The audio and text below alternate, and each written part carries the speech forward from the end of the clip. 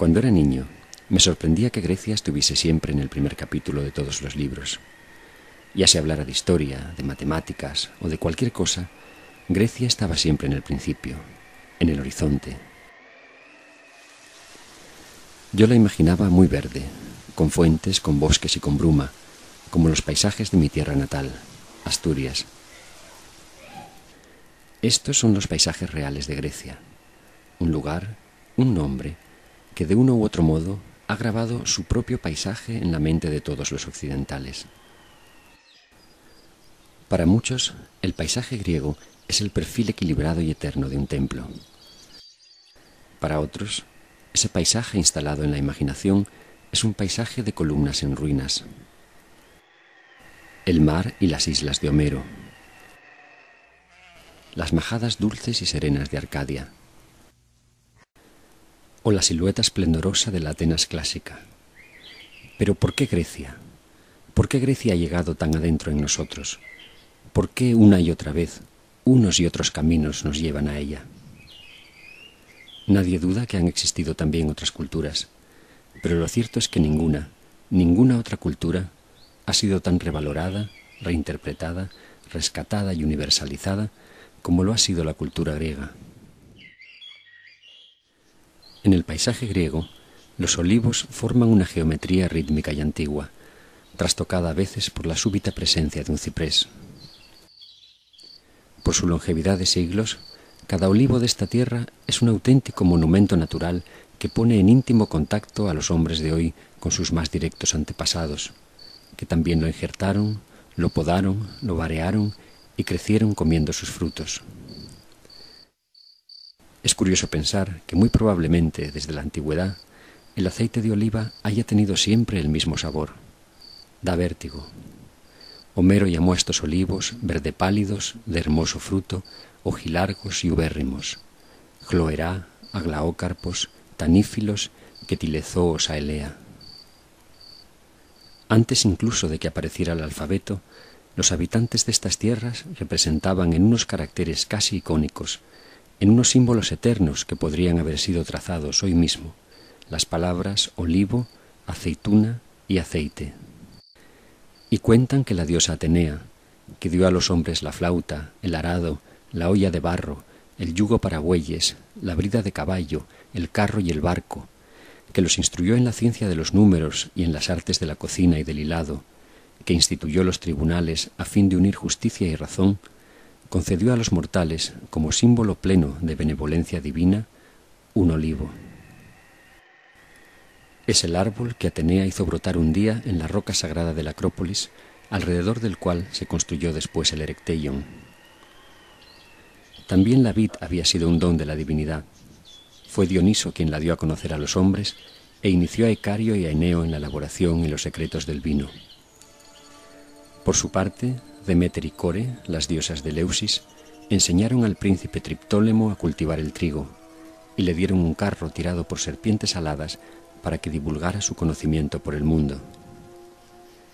Trigo, vid y olivo, pan, vino y aceite, los tres elementos sobre los que la civilización mediterránea se ha sostenido y ha llegado hasta aquí. ¿Y qué sabemos de ellos antes de Grecia? Muy poco, casi nada.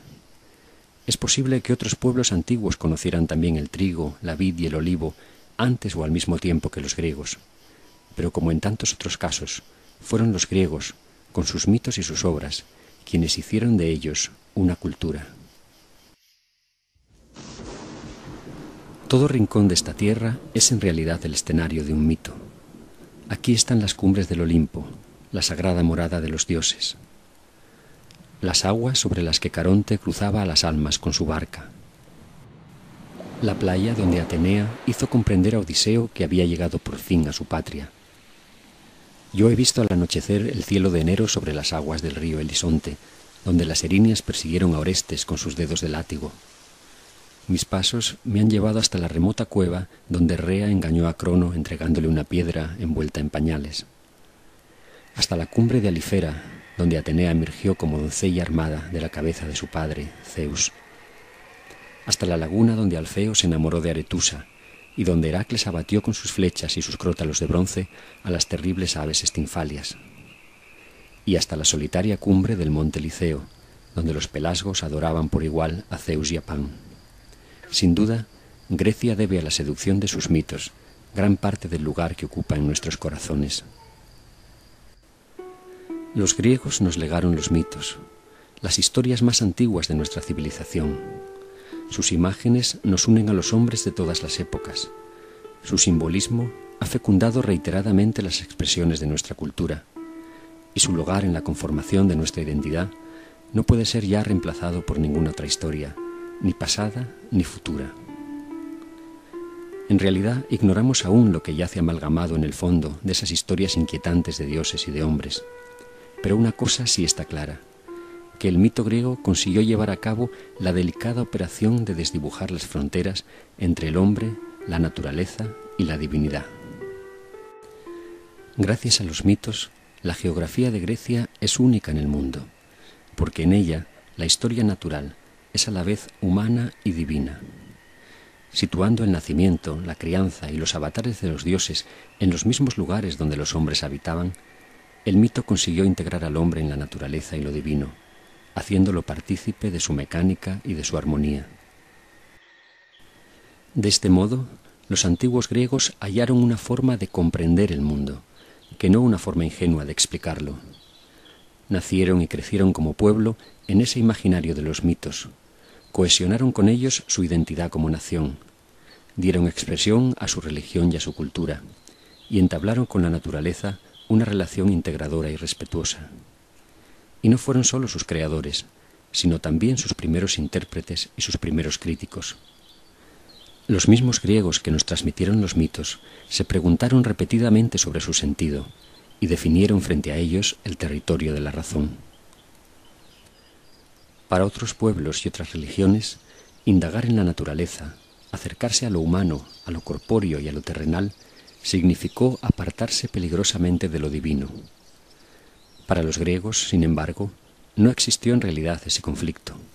Por eso nos legaron una actitud ajena al dogma y abierta hacia el asombro y el conocimiento. Más tarde, Europa despreció esa actitud durante siglos de oscurantismo y fundamentalismo religioso, y siempre que intentó recuperarla, lo hizo mirando nuevamente a Grecia. Favorecidos por el lenguaje abierto e integrador del mito, los griegos disfrutaron de una fe sin dogma. Su religión no consistió en un credo, sino en una actitud ante el misterio, y una actitud marcadamente humilde. Zeus, quien quiera que seas, hace decir Esquilo al coro, pues si gustas de ser así llamado, así te invoco. Nada hallo comparable a ti, por más que lo sopeso, si quiero de verdad alejar toda vana inquietud de mi espíritu. Esta actitud hizo que los griegos no excluyeran de su culto a los dioses que no conocían. Por eso San Pablo, subiendo hacia estas rocas del Areópago, pudo encontrar un sorprendente altar dedicado al Dios desconocido, y pudo así decir, ante aquellos hombres abiertos a escuchar cualquier novedad, que de ese Dios al que ellos adoraban sin conocer, venía a hablarles él. Todos le escucharon, algunos le creyeron, otros no.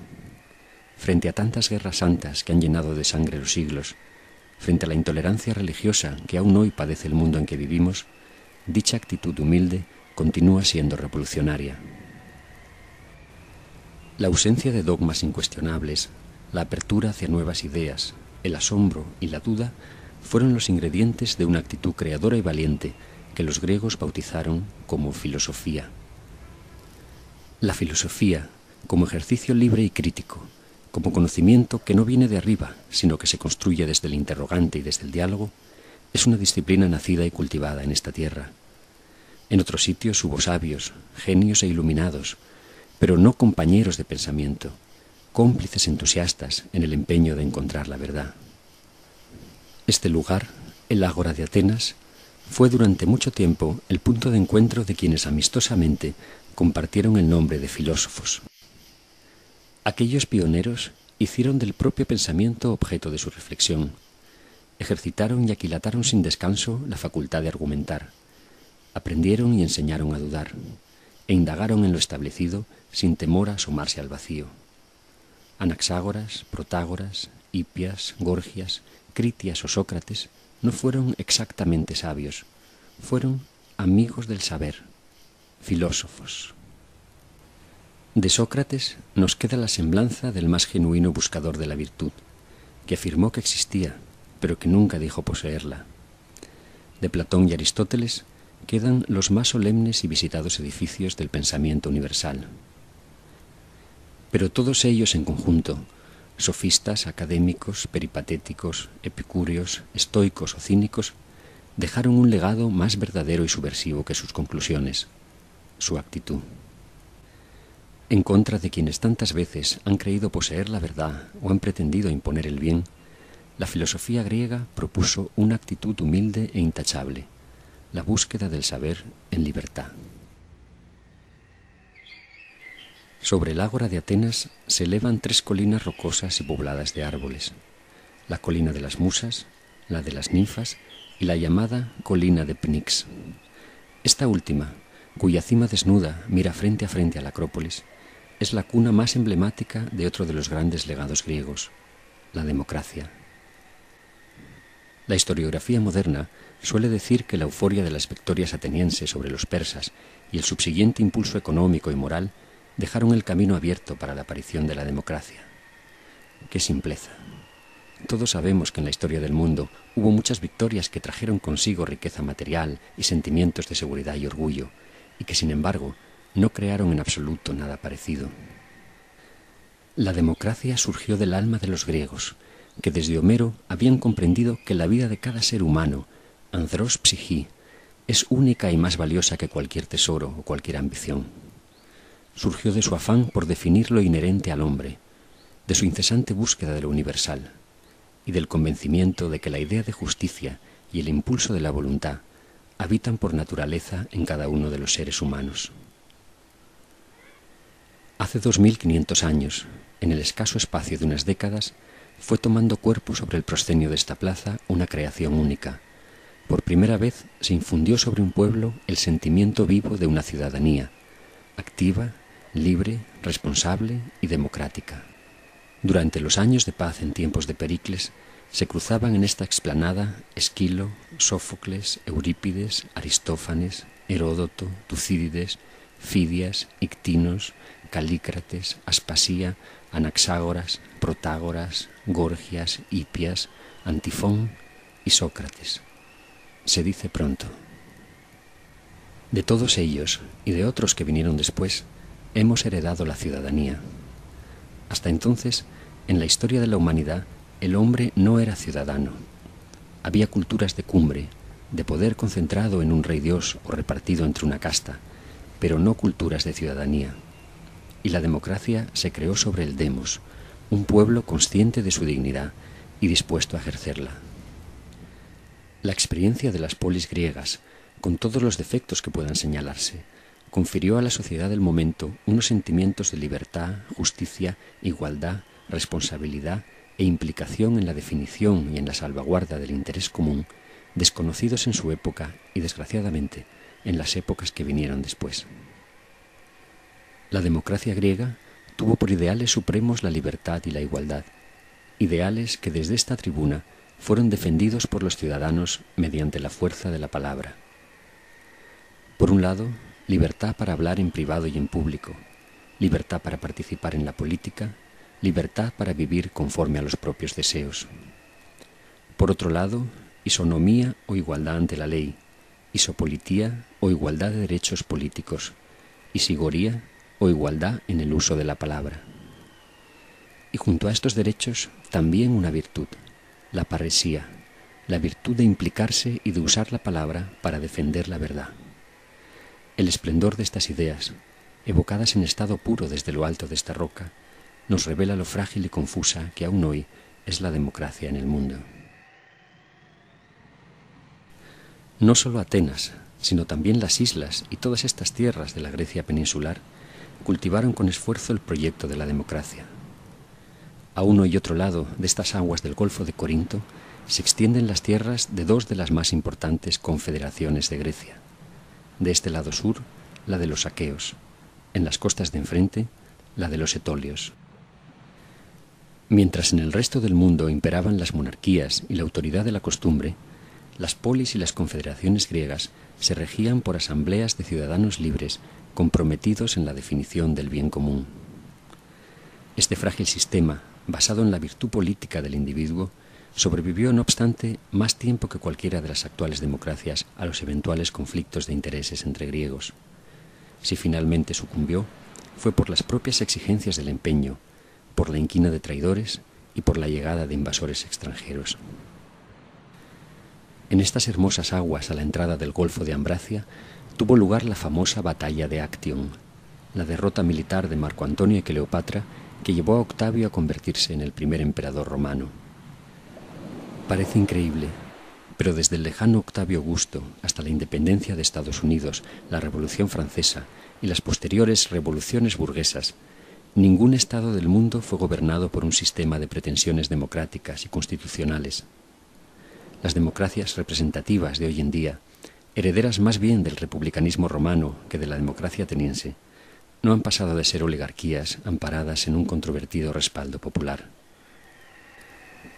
La democracia griega cayó en el olvido. La propia palabra democracia tardó 2000 años en entrar en las lenguas de Occidente, y la idea concreta de lo que esta forma de gobierno significa fue reconstruida por historiadores y filólogos hace apenas 2 siglos a partir de los textos de Tucídides, Isócrates, Demóstenes y Heródoto. Indagar en el pasado de forma crítica y reflexiva fue también en su origen una empresa griega. El pionero de este empeño fue precisamente Heródoto de Halicarnaso, un inquieto viajero nacido en una ciudad griega sometida al control de los persas. Heródoto no se propuso trazar una genealogía mítica ni componer una epopeya, sino entender las causas que habían conformado su tiempo, explicarse a sí mismo la razón de su exilio, comprender el origen profundo del enfrentamiento entre griegos y bárbaros. Para ello, se lanzó a navegar por el Mediterráneo y a recabar testimonios directos de los testigos presenciales de los hechos y de sus herederos. Recorrió, indagando, las islas del Egeo, las costas del Mar Negro, Egipto, Babilonia, Tiro, el sur de Italia y casi toda Grecia hasta reconstruir lo sucedido en el mundo durante los tiempos de los 4 últimos reyes persas, Ciro, Cambises, Darío y Jerjes. Con su larga y concienzuda labor, Heródoto estaba inventando algo nuevo, la historia, una palabra que aparece por primera vez en su obra significando precisamente indagación. El esfuerzo intelectual llevó a Heródoto a la tolerancia. Esta es la famosa bahía de Maratón, el escenario de la gran batalla entre griegos y persas narrada por el historiador. La historia que Heródoto nos dejó en herencia está narrada sin acritud y con empatía. Es el fruto de una visión respetuosa y tolerante de todos los pueblos y sus costumbres, el fruto de una mentalidad abierta. Por otro lado, su condena de la guerra es constante, como su compasión por el sufrimiento y la desgracia de ambos bandos. En este cañaveral murieron atrapados más de 6000 persas. Bajo este túmulo de Maratón yacen los restos de los 192 atenienses caídos en aquella batalla. En la paz, los hijos entierran a los padres. En la guerra, son los padres quienes entierran a los hijos. Esta frase de Heródoto, tantas y tantas veces repetida, resume el antimilitarismo y la cordura con los que comenzó a escribirse la historia. Los protagonistas de la historia escrita por Heródoto, Tucídides, Jenofonte o Polibio no son los héroes singulares, no son ni siquiera los griegos, son los hombres, todos los hombres. En esto, los historiadores siguieron esa línea de lo universal trazada por Homero que nunca desaparecerá del espíritu griego. Y en esta universalidad, la historia coincide con otro de los grandes hallazgos de los griegos, la tragedia. Este es el teatro de Dioniso Eleuterio, el primer escenario de las grandes tragedias.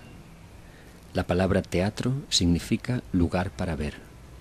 Así pues, el teatro no es una acción considerada desde el escenario o desde la representación, sino desde aquí arriba, desde las gradas desde las que miran los espectadores. A partir del siglo V a.C., Grecia se llenó de teatros. Las historias que se representaban en ellos eran por lo general recreaciones de mitos conocidos y antiguos. En esos casos, el argumento apenas aportaba nada. Lo importante era ver a los héroes a solas en el momento de su decisión, ver desde estas gradas silenciosas cómo el héroe valora sus acciones desde dentro, sentirse seducido por esa invitación al denuedo ante la dura fuerza del destino y ante la indócil e imprevisible materia con la que hemos sido modelados por los dioses. La tragedia presenta el conflicto, pero no lo zanja. Por eso fue una escuela de pensamiento y democracia. Otros pueblos contaron con el material narrativo de los mitos, pero no llegaron a extraer de ellos un conflicto ético como el de la tragedia. Dicho de otro modo, otros pueblos pudieron entender sin duda la zozobra de un hombre que mata a su madre para vengar la muerte de su padre, pero ninguno de ellos escribió la Orestiada. Los griegos nos dejaron la tragedia, pero también la comedia y la poesía lírica y la épica y la historia, el ensayo, la novela, el diálogo, el epigrama, el encomio, el epitalamio, la hermenéutica, la propedéutica, la coreografía. Todos los géneros literarios en que nuestra cultura se ha expresado y se expresa son una herencia de los griegos. El gran mérito de aquellos hombres es que en todos los ámbitos cifraron siempre lo que imaginaron y que lo hicieron de forma magistral. Por eso, quienes han venido después han tenido que referirse a ellos, que intentar evolucionar sobre ellos. Esta es una realidad inamovible que marca la cultura universal. La literatura, la historia, la política, la ley y la ciencia se desarrollaron por escrito con los griegos. Pero ese punto de partida no hubiera sido nunca posible sin el maravilloso hallazgo del primer alfabeto fonético completo, del instrumento que posibilitó trasladar la voz al silencio de la mirada. Ese proceso jamás se hubiera puesto en marcha sin esos diminutos y frágiles palitos, esos dones con voz y pensamiento que Cadmo regaló a la Hélade. Si el latín dejó de ser un día una lengua ágrafa, fue porque recibió las letras de los griegos salidos de este puerto de Eubea. Y si las lenguas de Occidente comenzaron un día a escribirse y a desarrollarse, fue también porque recibieron la herencia de aquel alfabeto. Un extensísimo número de palabras y conceptos abstractos con los que hoy nos expresamos fueron utilizados por primera vez en griego. Idea, lógica, problema, método, teoría, análisis, sistema, símbolo, frase, diálogo, dialéctica, ética, política, máquina, energía, misterio, metro, música, melodía, ritmo, armonía. ¿Cómo sería el mundo si esta lengua nunca hubiera existido? Sin duda mucho más brutal y más sombrío de lo que es ahora, por difícil que pueda parecernos. Grecia nos dio la materia prima de nuestro pensamiento, porque pensar no es sino poner en relación un mundo de imágenes, sensaciones y palabras, combinar sin fin una inmensa colección de diminutas piezas que llevan sorprendentemente impreso el sello de lo griego. La lengua que desde hace 3.500 años resuena sin interrupción en estos paisajes es la lengua madre del pensamiento abstracto, la lengua madre de todos nuestros alfabetos fonéticos, la primera lengua franca, la más antigua de las vivas en tradición oral y escrita, la primera en influencia literaria histórica, la lengua de la primera gramática y de la primera reflexión metalingüística. Y si hemos de juzgar por el enorme influjo que ha ejercido y que aún ejerce sobre las demás, la lengua griega es la lengua más vital del mundo. Probablemente los griegos no hayan sido los primeros en todo, pero sí fueron los primeros en hablarnos sistemáticamente de todo. Sus escritos son el registro más antiguo y completo del pensamiento y el saber humano, un registro que aún no ha sido comprendido por entero y que, además de inspirar el presente, arrojará algún día luz sobre estadios anteriores del mundo, sobre saberes remotos de los que los griegos fueron tan solo transmisores. La medicina, la física, la ciencia y la tecnología dejaron sus primeros testimonios firmes en los escritos de los griegos. Esta es la patria de Pitágoras, de Hipócrates, de Arquímedes, de Euclides, de Eratóstenes y de tantos otros que aceptaron el reto de tratar de entender los porqués de la naturaleza. Hoy seguimos llamando a las plantas y a los animales con los mismos nombres con los que los clasificaron Aristóteles, Teofrasto y Dioscórides. Hace apenas 4 siglos, Copérnico y Kepler desmontaron el sistema geocéntrico llamado de Ptolomeo, que había imperado durante 1500 años, sustituyéndolo por otro heliocéntrico, que curiosamente coincidía con el descrito por Aristarco de Samos en el siglo III a.C. En este monte cercano a Epidauro nació Asclepio, el héroe sanador, y en los santuarios de Asclepio nació la medicina científica, unida a la búsqueda de la armonía con la naturaleza y la divinidad. El primero que escribió un conjunto de tratados científicos abordando la enfermedad como fenómeno natural fue Hipócrates, un espíritu inquieto de esta isla de Kos que abrió camino a un arte nuevo y largo para una vida breve. De los nombres de quienes le siguieron, recordamos sobre todo a Demócedes, médico del rey persa Darío, a Diocles, gran estudioso de la anatomía, a Praxágoras, pionero en el estudio del sistema vascular, a Herófilo, indagador de la fisiología del cerebro, del ojo y de los genitales, a Erasístrato, que estudió las funciones de los nervios y el ciclo del oxígeno en la sangre, a Dioscórides, el padre de la farmacopea, al propio Aristóteles y al irrepetible Galeno. Parece mentira, pero durante más de 2000 años la historia de la medicina no fue sino el incesante proceso de relectura, comentario, traducción y experimentación de los saberes de este grupo de griegos que vieron en el hombre una naturaleza accesible a la razón. Griega fue la medicina del Imperio Romano, y griegos los saberes paganos que llegaron a esta lejana ciudad de Harán, al famoso hospital de Gundisapur, a la casa de la sabiduría de Bagdad, o a la ejemplar Civitas Hipocrática de Salerno.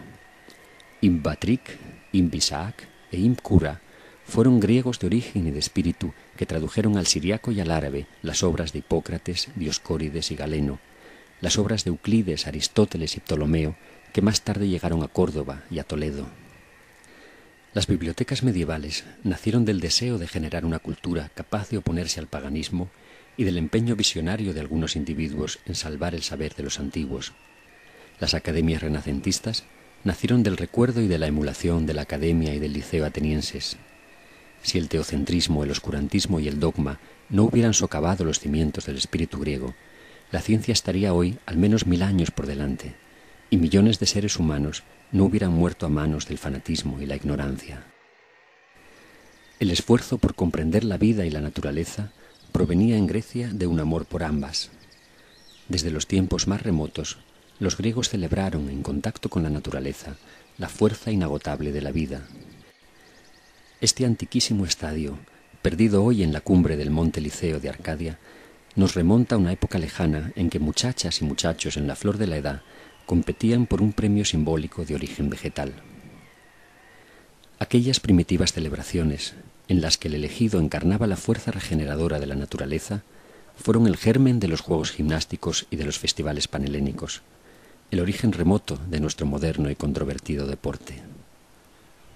Para los que corrían en estos estadios, o para los que contemplaban sentados en la hierba, el cuerpo no era aún el abominable vestido del alma, como llegó a afirmar después San Gregorio Magno, olvidando tal vez que el Dios de los cristianos se hizo carne.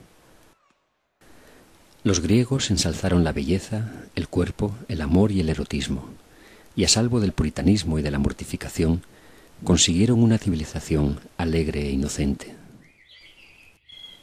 Entre las ruinas del templo de Hera en Olimpia, al lado del antiguo estadio, cubierto por los lodos del río Alfeo, apareció hace poco más de un siglo el Hermes de Praxíteles, la maravillosa estatua del escultor griego cuya obra había fascinado e inspirado a generaciones de artistas solo a través de toscas réplicas romanas. Cerca de estas casas del pueblo de Clima, una azada sacó un día a la luz la famosa Venus de Milo. Una y otra escultura, rescatadas del barro, nos hablan de nuestro propio cuerpo con una admiración y una delicadeza desconocidas en los largos siglos que siguieron a la pérdida de estas estatuas. Paralelamente a la escultura, la gran arquitectura griega nació del deseo de someter la materia y el espacio a una fabulación conceptual. Al igual que hizo el mito, se propuso integrar en una misma creación al hombre, la naturaleza y la divinidad, y desarrolló para ese fin una herramienta tan precisa y sutil como la música, pero aún más enigmática, si cabe, por hallarse expresada en el silencio: la geometría. Los griegos elevaron la geometría desde el empírico cordel para medir los campos hasta la abstracción matemática total. Cada tambor de una columna dórica es un monumento que evidencia este logro. En las proporciones de cada uno de ellos está contenido el templo entero. El templo entero puede ser inducido a partir de un tambor gracias a la geometría que lo inspira, y que es reflejo de una misma armonía presente también en la figura humana, en la estructura de las plantas, en la del universo. Euclides y su escuela formularon estos principios de forma sistemática, con tal rotundidad, que su obra se transmitió intacta hasta el siglo XIX y no fue completada hasta el XX. La arquitectura, la ingeniería, la mecánica, la física, la astronomía, la topografía, la cartografía, la náutica y muchas disciplinas más se han desarrollado sobre los elementos de la geometría euclidiana. La moderna geometría hiperbólica y la moderna geometría elíptica amplían hoy el alcance de esta ciencia, pero siguen definiéndose frente a la geometría euclidiana. Estos tambores y sillares caídos, estas columnas que hoy yacen en el barro o afloran de la vegetación, no eran entonces monumentos, sino espacios de vida, espacios públicos en los que la belleza era un valor que buscaba expresión a través de la arquitectura, la escultura y la pintura. Estas columnas sostenían y perfilaban armónicas estoas. Sobre estos pedestales se alzaban un día hermosas estatuas. La razón por la que en tiempos posteriores y oscuros fueron derribados los templos, borradas las pinturas y convertidas en cal las estatuas, es porque recordaban la medida humana, porque cultivaban saberes que tenían por objeto al hombre en el mundo.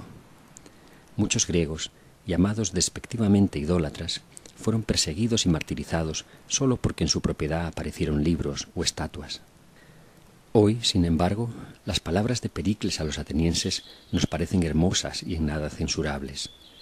Filocalumen meteftelías, filosofumen anef malaquías. Amamos la belleza sin apartarnos de la sencillez. Amamos el conocimiento sin abandonarnos a la molicie. Así podría resumirse la actitud del espíritu griego.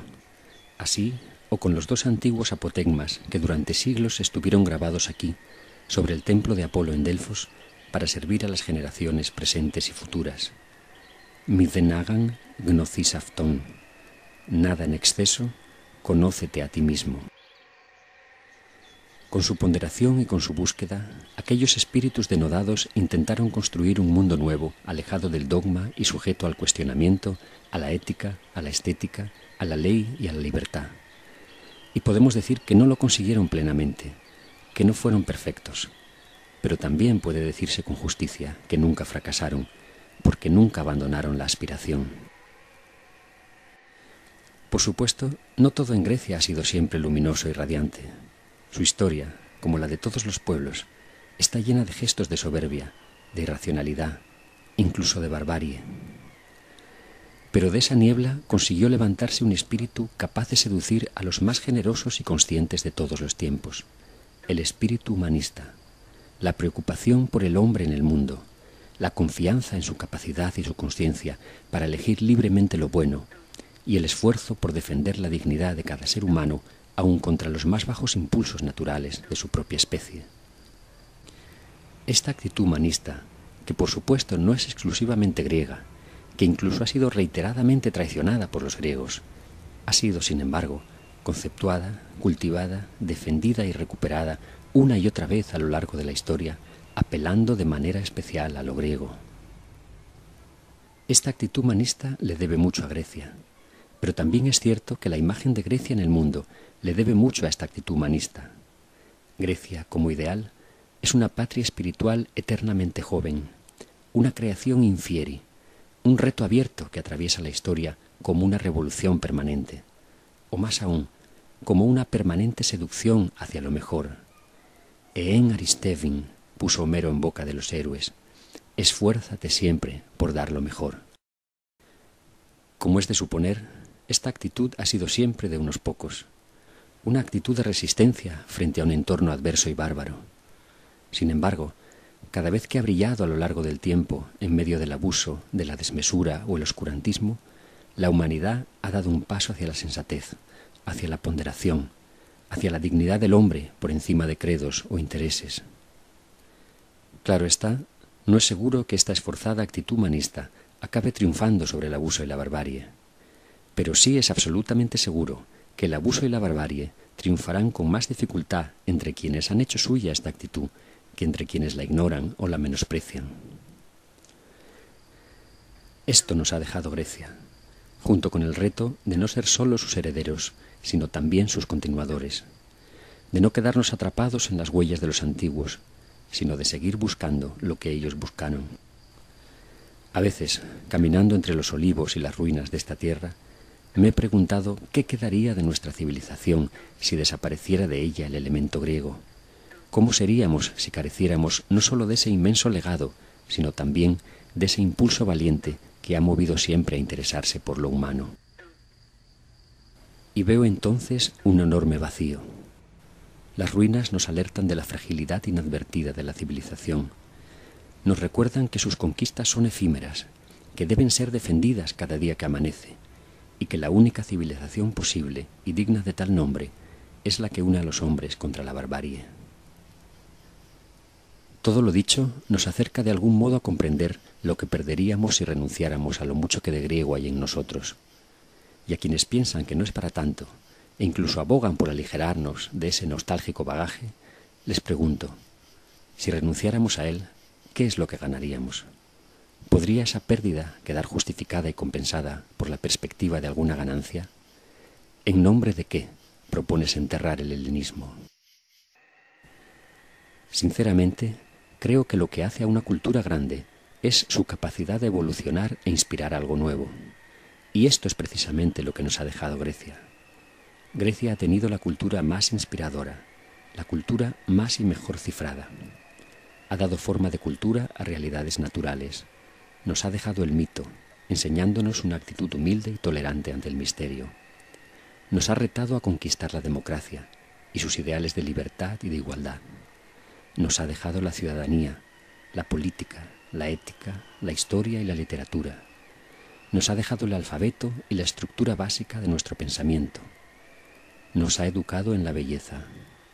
Nos ha dejado la actitud científica, la actitud humanista, la patria espiritual.